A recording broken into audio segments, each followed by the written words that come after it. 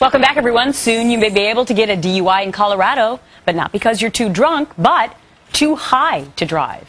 Two lawmakers are proposing a bill that would limit the amount of medical marijuana drivers may legally have in their blood while driving.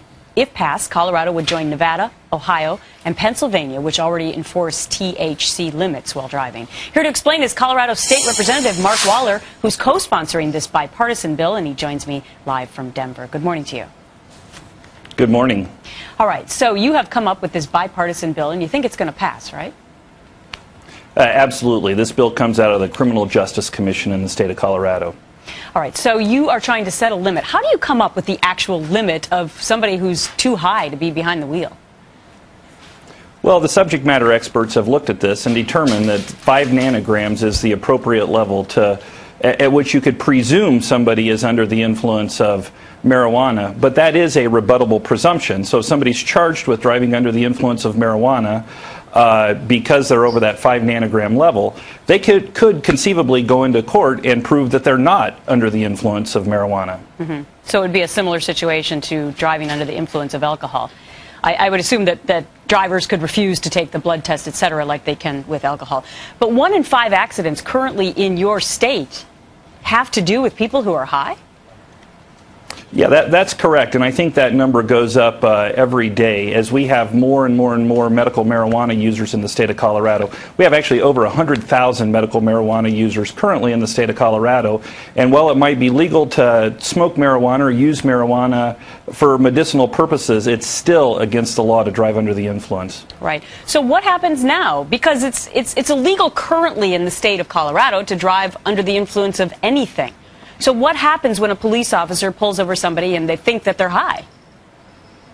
Well, a police officer would pull somebody over, and if they have probable cause to believe that they're under the influence of marijuana, they would ask them to take a chemical test, a blood test, to determine what their nanogram level is. If it's over 5 nanograms of THC in their system, then they'd be charged with driving under the influence of marijuana. But again, that's a rebuttable presumption, so they could go to court and try to prove that they weren't under the influence at 5 nanograms. Mm-hmm. And why did you decide that this issue was so important to you? Well, again, we have over 100,000 medical marijuana patients using marijuana in the state of Colorado now. The accident rate's going up as in regards to people who use marijuana, and it's certainly a significant public safety issue.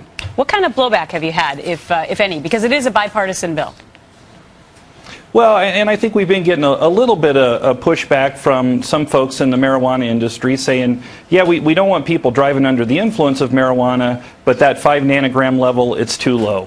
Mm-hmm. So do you believe that there's this correlation with more people driving under the influence and the legality of medical marijuana? Oh, certainly. As access in the state grows, the more users of marijuana, whether they're legal or illegal, is going to grow, and that means more people on the streets driving their cars under the influence. Yeah, we saw a stunning video coming out of California a few months ago. I don't know if you caught that, where they had 2 journalists actually get high and then drive to see if they were as impaired as when you drink alcohol, and the video was startling. So you are Representative from Colorado, Mark Waller, and thank you so much for sharing what your bill is all about. Thank you.